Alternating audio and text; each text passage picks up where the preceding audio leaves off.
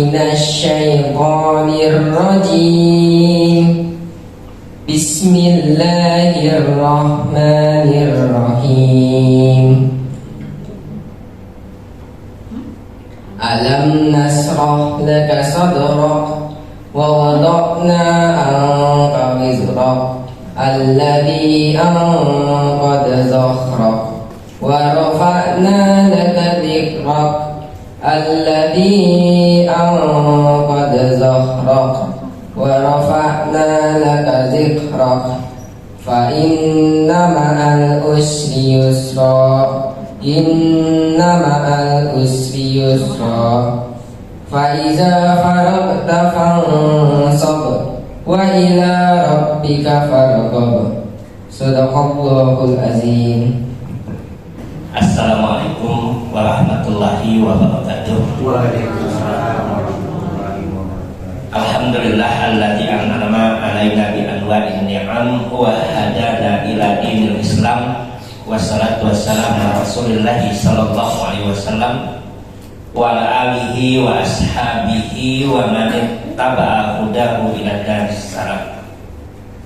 Subhanaka la ilma lana illa ma 'allamtana innaka antal alimul hakim.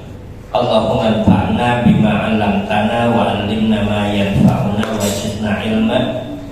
Allahumma inna nas'aluka ilman nafi'an wa rizqan thayyiban wa amalan mutaqabbalan. Jamaah yang dimuliakan Allah Subhanahu wa taala, alhamdulillah puji syukur kita panjatkan kepada Allah Subhanahu wa taala. Salawat dan salam kepada Nabi Muhammad sallallahu alaihi wasallam, keluarganya, para sahabatnya dan siapa saja yang mengikutinya hingga yaumul qiyamah. Pada kesempatan yang lalu kita masuk pada pembahasan tentang taharah, izalatun najasah, bagaimana membersihkan atau menghilangkan najis. Nah, malam ini insyaallah kita akan masuk dalam pembahasan fikih yang berikutnya, yaitu tentang raf'ul hadas. Raf'ul hadas itu artinya adalah mengangkat hadas. Kalau kita tahu pada waktu yang lalu, kalau untuk najis itu sifatnya material, terlihat. Kemarin ada 3 ciri itu. Jadi yang pertama warnanya, baunya, rasanya. Jadi ada 3 gitu ya. Jadi kalau masih penasaran ini benar najis atau enggak? Itu bukan itu. Jadi ini yang disebutkan dalam hadis Nabi itu, ya, 3 itu. Jadi bau, warna, dan rasa najis. Adapun hadas juga termasuk dalam kotoran. Tetapi untuk hadas ini kotoran dalam bentuk hukmi, bersifat hukum, ya. Tidak terlihat, tidak tampak kotoran itu. Orang yang berwudu dengan orang yang tidak wudu tidak kelihatan bedanya. Orang yang selesai mandi janabah dengan mandi biasa tidak tampak bedanya. Ini nggak kelihatan. Tetapi hadas ini dihukumkan dia dalam keadaan hadas.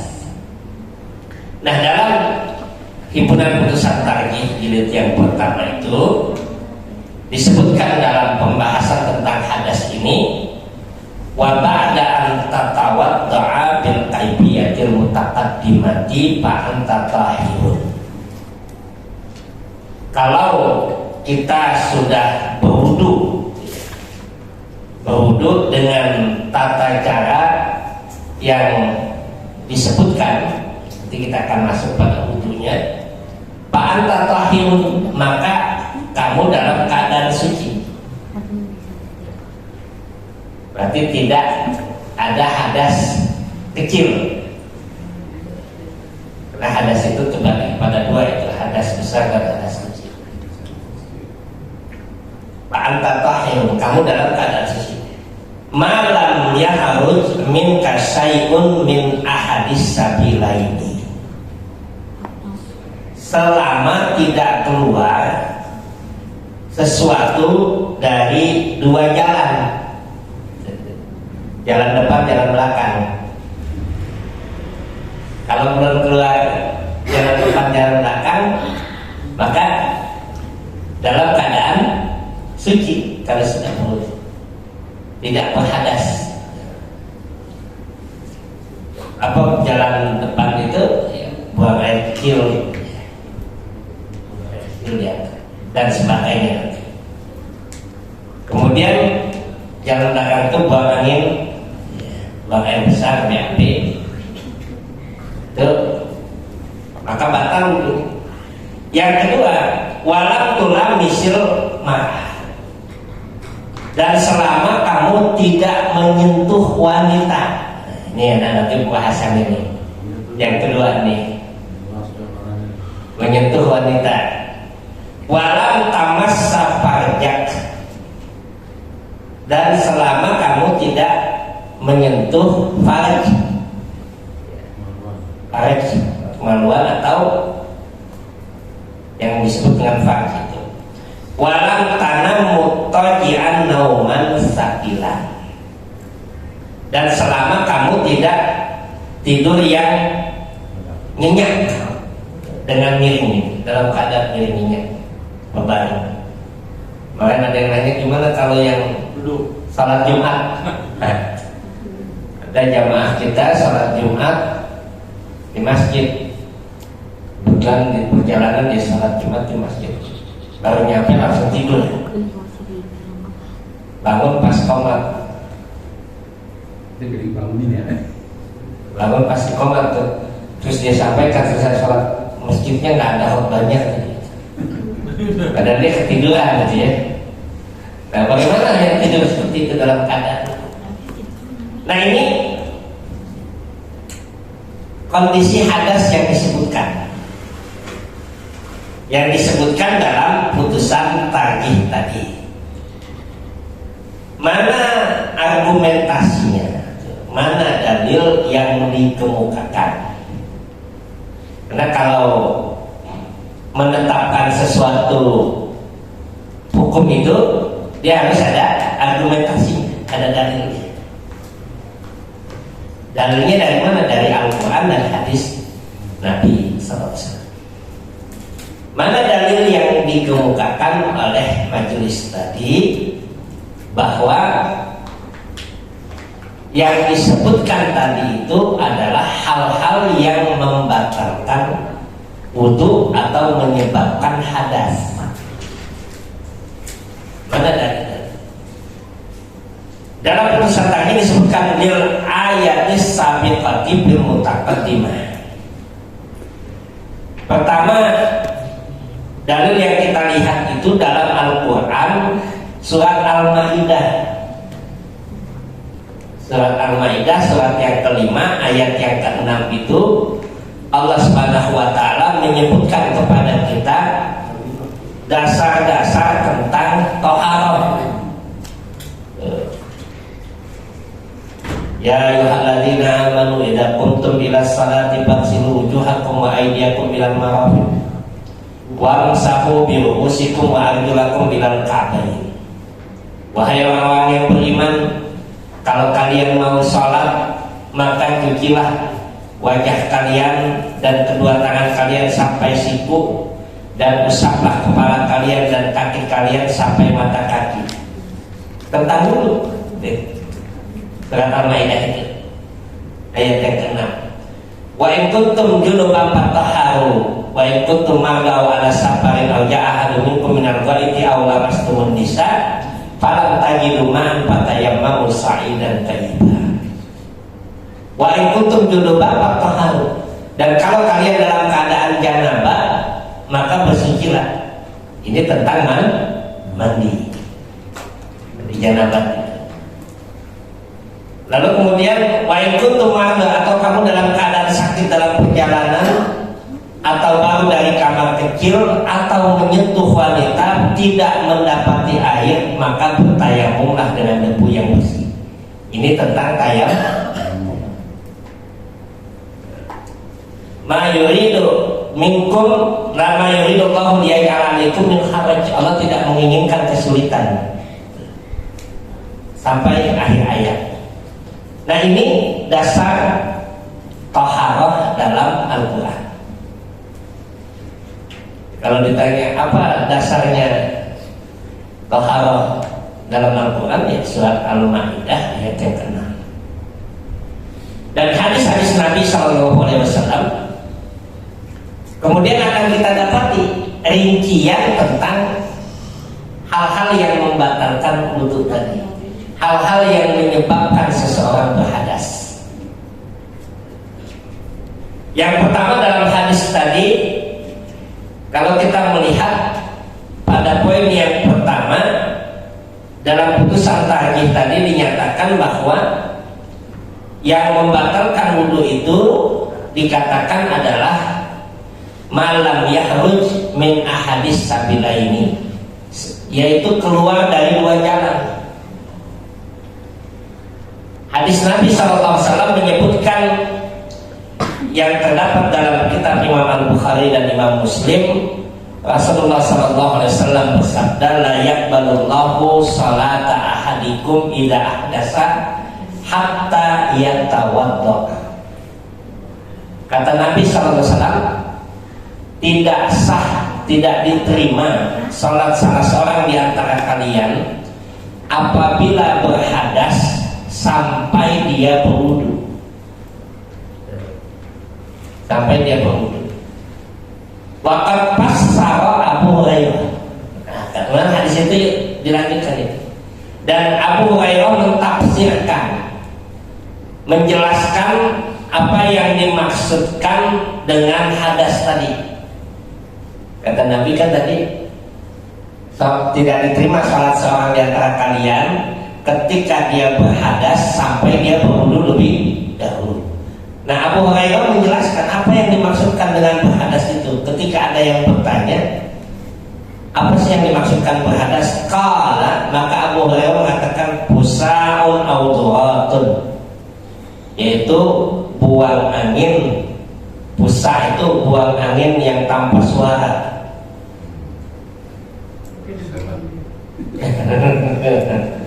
Yang kalau keluar dalam bahasa Arab itu dengan bunyi yang keras, dengan suara, itu yang disebut dengan hadas.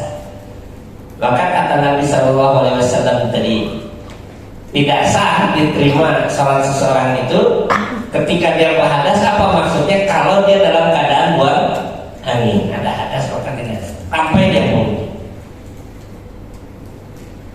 Wali hadis, dan dalam hadis yang lain disebutkan, idza kana ahadukum fil masjid fawajada rihan baina yatayhi fala yahruj hatta yasma'a sautan aw yajida rihan.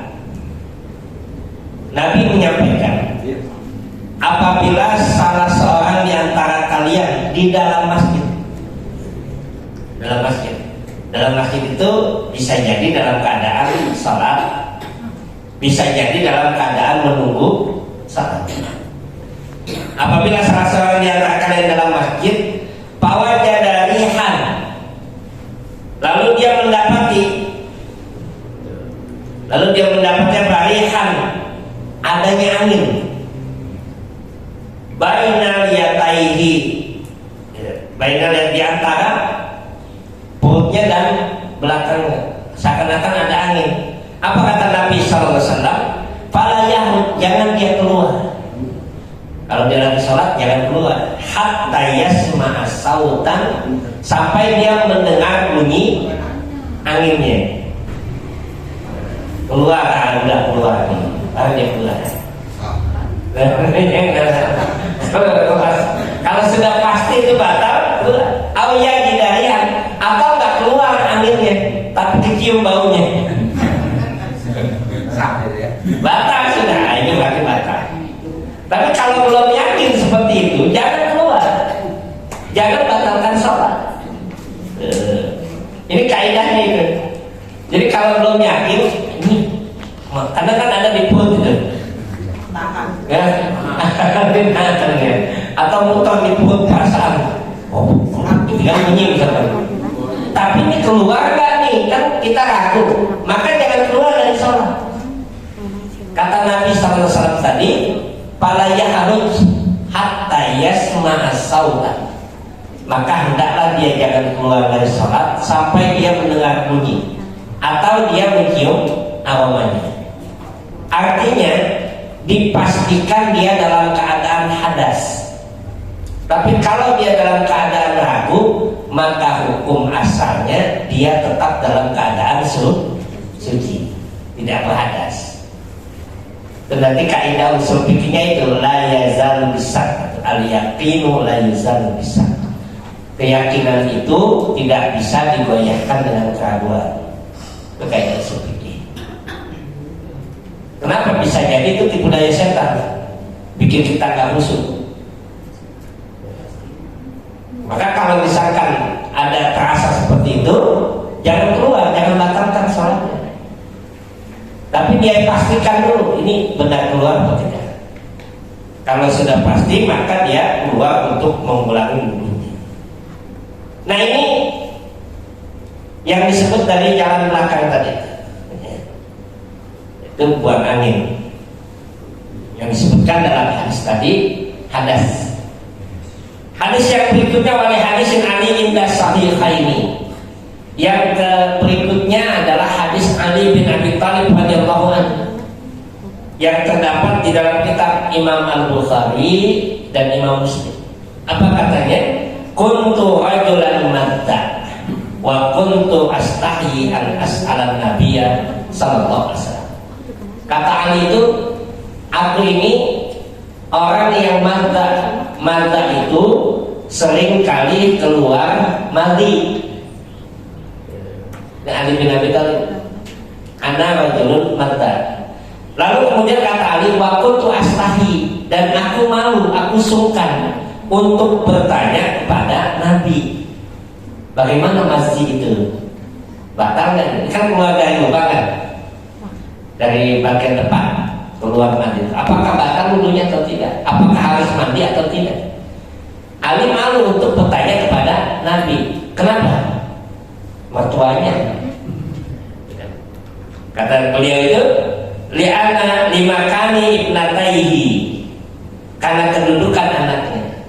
Karena anaknya dan istrinya, dia sungkan untuk tanya sama mertuanya, sama Rasulullah SAW. Bagaimana kalau yang keluar masjid, apakah batal wudhunya? Apakah harus berwudhu lagi? Apakah dia najis? Apakah dia harus mandi? Nah itu yang ingin ditanyakan Nabi seperti itu. Maka dia suka untuk bertanya.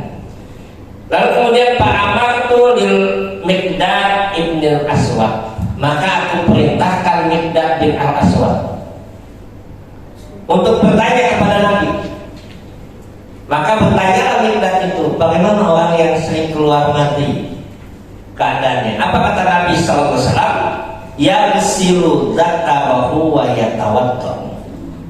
Kalau keluar mandi, maka yaghsil, dicuci, dibersihkan. Malam itu paretnya itu dibersihkan, wa yatawaddo, lalu kemudian dia berwudu tanpa harus mandi. Cukup dengan berwudu. Dulu ada ibu-ibu yang nanya itu, Ustaz, kalau buang angin apakah harus cebok katanya? Repot juga kalau buang angin harus cebok. Kalau buang angin apakah harus cebok? Tidak harus.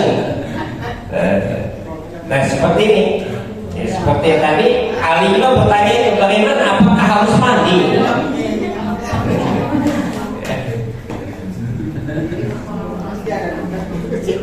Nah ini yang disebutkan oleh Nabi SAW. Itu keluar dari untuk mandi, maka dia membatalkan wudu, tetapi tidak mengharuskan mandi. Berbeda dengan mani. Kalau mandi itu dia membatalkan wudu dan hadas besar, maka diwajibkan untuk mandi. Ini mazhab. Walil ayati walamastumun nisa. Kemudian yang berikutnya dalam putusan tadi itu disebutkan walam tulami silma'ah. Kamu dalam keadaan suci selama kamu tidak menyentuh wanita. Apa maksud menyentuh wanita ini? Disebutkan dalam ayat surat Al-Maidah tadi, aula mastumun nisa, atau kamu menyentuh wanita. Maka menyentuh wanita itu membatalkan wudu. Nah, apa yang dimaksud dengan menyentuh itu? Bitafsir Ibni Abbas.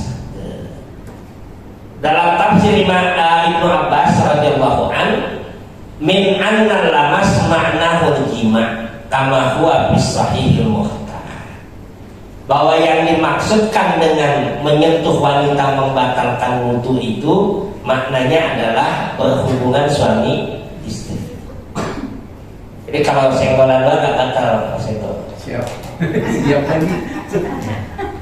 Dan dengan istri sendiri gitu. Kalau dengan istri orang lain lagi gitu. Oh, batal dia. Nah ini kalau Imam Syafi'i rahimahullah ta'ala, dia berpendapat menyentuh persentuhan kulit dengan istrinya pun batal itu.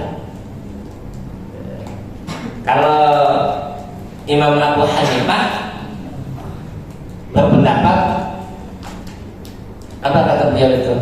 Batal kalau dengan syahwat. Itu perbedaan lama. Nah, Abdullah Ibnu Abbas menyatakan bahwa kalau bersentuhan kulit saja, ya, itu tidak membatalkan. Bahkan dalam hadis Nabi Sallallahu Alaihi Wasallam disebutkan bahwa Rasulullah pernah, kata Aisyah, karena Rasulullah Sallallahu Alaihi Wasallam dia tawaddo, summa yukbiluni, fayusalli wala yatawaddo.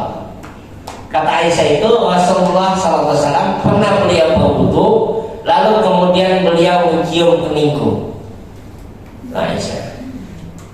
Setelah itu beliau sholat tanpa wudu lagi. Jadi bukan lagi bersentuhan itu.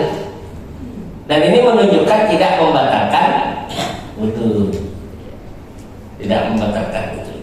Jadi yang dimaksudkan ayat Allah dalam surat Al-Maidah tadi, bahwa menyentuh wanita itu membatalkan wudu adalah artinya berhubungan suami istri. Batal wudunya. Dia berhadas besar. Lalu kemudian wali hadis Nasai an Aisyah qalat in kana Rasulullah sallallahu alaihi wasallam la yusalli la wa inni la muqtaridatun baina yadayhi i'tiradul janazah hatta idza arada ayyutir masani birizli. Kata Aisyah itu kalau Rasulullah salat, ini salat malam, aku berbaring di mukanya, melintang seperti jenazah. Tuh, jadi isengnya Aisyah itu. Suka bercanda dia. Jadi Aisyah, Rasulullah salat, maka Aisyah melintang seperti jenazah itu. Dan kemudian kata Aisyah selanjutnya, hatta idza awada ayyutir, maka ketika Rasulullah sallallahu alaihi wasallam akan witir, beliau menyentuh aku dengan kakinya. Jadi bersentuhan itu Rasulullah dengan Aisyah. Dalam hadis yang lain Aisyah menceritakan, aku pernah di satu malam kehilangan Rasulullah karena suasana gelap. Lalu kemudian aku meraba-raba dan aku memegang punggung Rasulullah dalam keadaan sholat. Kalau bersentuhan kulit itu batal, tentu Rasulullah membatalkan sholat. Maka ini yang dimaksudkan bahwa bersentuhan di situ adalah berhubungan suami istri, bukan bersentuhan saja, bukan. Tidak membatalkan wudu. Nah ini yang. Kemudian yang berikutnya disebutkan dalam putusan tadi itu walam tamas sapaja. tidak membatalkan wudhu sampai kecuali kalau kita menyentuh faraj. Menyentuh faraj ini disebutkan dalam hadis Nabi sallallahu alaihi wasallam, man massa dzakarahu fala yusalli hatta yatawadda. Apabila salah seorang di antara kalian, barang siapa yang menyentuh zakarnya, kemaluannya, farajnya, maka janganlah dia salat sampai dia berwudu. Ini menunjukkan apa? Bahwa menyentuh itu membatalkan. Itu membatalkan. Dalam hadis yang lain disebutkan, qala ayyuma rajulun massa farjahu falyatawadda wa ayyuma imra'atin massa farjaha falyatawadda. Kata Nabi SAW, laki-laki dan wanita yang menyentuh farjnya maka hendaklah dia berwudu ketika akan salat. Ini yang keempat tadi. Dan yang terakhir itu terkait dengan tidur. Maka tidur membatalkan wudu atau tidak? Hadis Nabi SAW menyebutkan kepada kita, kata Nabi SAW, al-ainani wika'usah paman nama faliyatawadda. Kata Nabi SAW, kedua mata itu bagaikan tali dubur.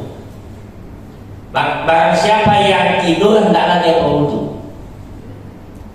Ini hadisnya disebut umum. Pokoknya tidur sebentar, tidur lama, ya kan? Kalau dia tidur maka dia berwudu. Batal wudunya. Kemudian hadis yang berikutnya, An Ibnu Abbas radhiyallahu anhu annahu ra'a Rasulullah sallallahu alaihi wasallam nama wa huwa sajid. Kata Abdullah bin Abbas,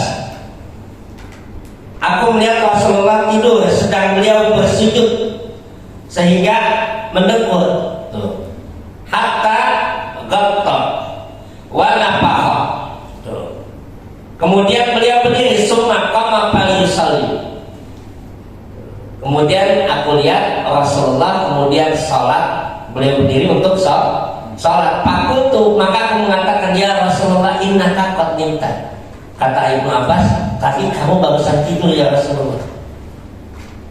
Rasulullah tidurnya dalam keadaan sujud gini tuh, tidak dalam keadaan berbaring, dalam keadaan sujud tadi. Qad nimta, kata Abdullah bin Abbas, kamu dalam keadaan tidur tadi ya Rasulullah. Qala innal wudu'a la yajibu ila alaman nama muttaji'an. Nah, ini Nabi sampaikan, kata Nabi sallallahu alaihi wasallam, sesungguhnya wudu itu tidak wajib bagi orang yang tidur kecuali kalau dia tidurnya berbaring miring. Fa innahu idza taja'a istarikha mafasiluhu. Karena kalau dia tidur berbaring maka lemaslah seluruh sendi-sendinya. Dia tidak tahu apakah tadi batal atau tidak wudunya kalau tidurnya berbaring. Maka dari sini orang yang tidur duduk tidak membatalkan wudu. Jadi kalau tidur duduk itu bukan berarti menyuruh tidur ya ketika khutbah Jumat gitu ya. Ya, tapi ini secara hukum. Yang tidur berbaring itu dia akan membatalkan wudunya. Tapi kalau dia tidur dalam keadaan duduk, dalam posisi tidak berbaring, ya, maka itu tidak membatalkan wudu. Nah, ini yang berkaitan tentang permasalahan hadas tadi. Yaitu apa? Menghilangkan hadas tadi. Dengan apa? Dengan wudu. Maka pada hadas besar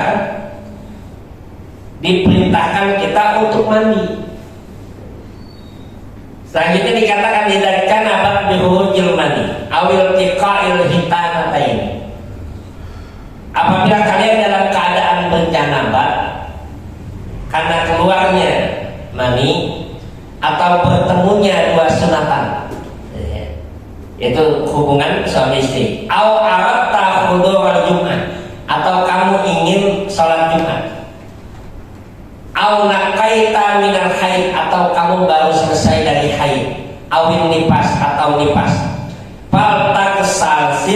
wabda bil ghusli yadaik. Maka hendaklah kamu mandi. Bagaimana cara mandinya itu? Jadi disebutkan ini cara mandinya itu. Ibda bil ghusli yadaik. Pertama, mencuci kedua tangan. Mukhlisan niyatika lillah. Ikhlaskan niat itu karena Allah, yaitu berniat untuk mandi janabah, untuk mengangkat hadas tadi. Sumaksir farjaka bisimalika. Lalu kemudian membersihkan farjmu dengan tangan kiri. Wadlukha bil ardi aw ma yaqumu maqamaha. Cucilah dengan tanah atau yang sejenisnya, misalkan sabun dan sebagainya. Summa tawaddo, kemudian wudu. Kama taqaddama, sebagaimana wudu yang telah diketahui. Summa khudil ma'a, lalu kemudian ambil air. Wa adkhil asabi'aka bi usulis sa'ri bisayyi minati. Ambil air lalu kemudian siram kepala dan masukkan jari-jarimu ke rambut, dibersihkan. Menggunakan apa? Menggunakan wangi-wangian, baik sampo ya, atau mungkin abu gosok ya. Ba'da di, nah kemudian bersihkan wabda bisikil aiman. Kemudian setelah itu mulailah menyiram dari sebelah kanan.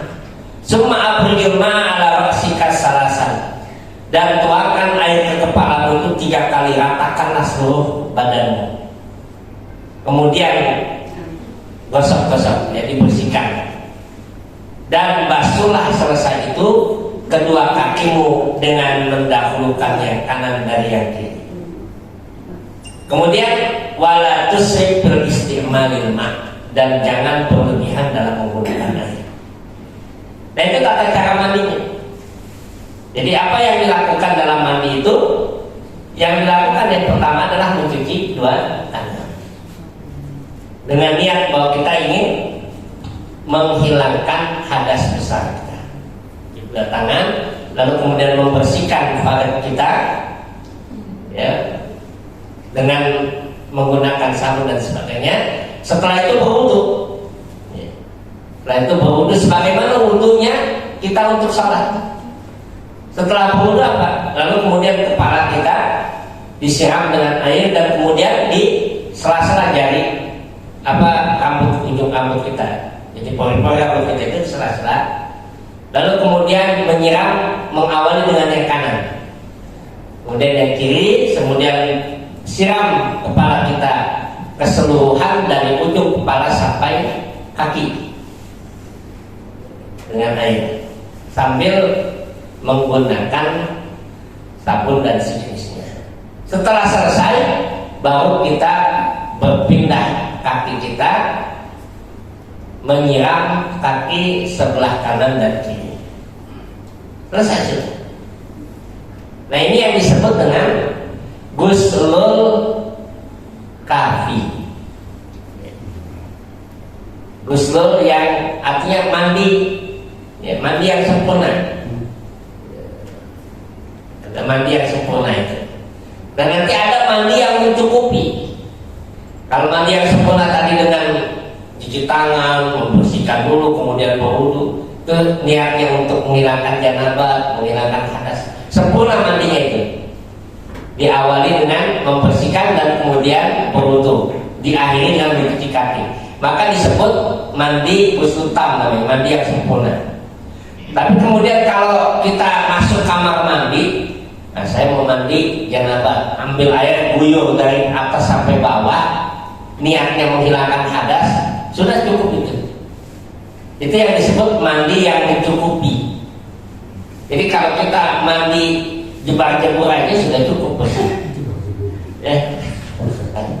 Udah begitu aja gitu, pakai sabun dulu, sudah cukup itu. Niatnya menghilangkan hadas, asal seluruh bagian tubuh kita terkena air. Tapi kalau mandi yang sempurna, tadi seperti tadi, kalau mandi kita mau sempurna, menggunakan apa? Mencuci tangan terlebih dahulu dan sebagainya. Nah ini yang berkaitan dengan mandi tadi, salah satu dari menghilangkan hadas besar.